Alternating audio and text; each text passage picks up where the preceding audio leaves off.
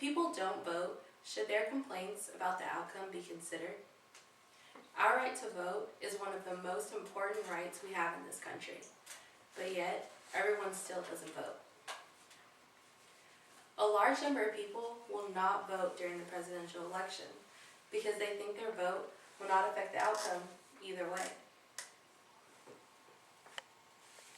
As stated by ourdocuments.gov, people fought for the right that every citizen would be able to vote.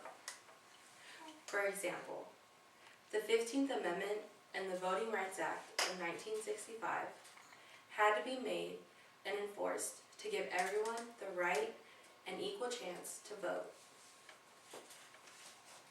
Also, the 19th Amendment had to be made to extend that equality to not just American men, but to women as well.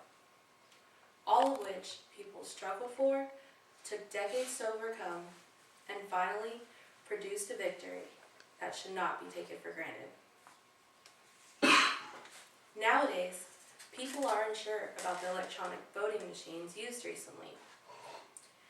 These machines are known to have glitches, crashes, and security breaches. But according to Our American Elections Fair by Stuart Callan, in reality, they are much more accurate than the old-fashioned machines they have replaced.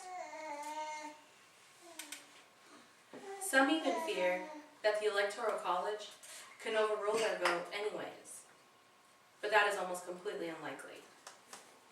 Geopoliticalinfo.com recorded that since 1804, only 4 presidents have been elected who did not win the popular vote. 4 is a very small number in comparison to the 42 presidents we've had since then. Callan also points out that the 2000 presidential election was a major starting point in the decline of American citizens' faith in the voting system. Because under this system, the winning candidate might get fewer popular votes. This happened most recently in 2000, when Al Gore won the popular vote, but George Bush won the election. Before the election, a Gallup poll showed that about 97% of Americans believed the elections were fair. Later, a 2004 Rams's research poll revealed how that number dropped to 57%. If we keep going at this rate, people might just stop voting altogether. Our American society needs to vote. In a democracy, voting is our voice. Why take away your own voice from ourselves? Regardless of any issue previously stated or any others that people might have about voting, if you don't vote, you give away your right to influence the government in anything they do. You can take control of your future by electing a person who might reflect your own views. And that can only happen if you vote.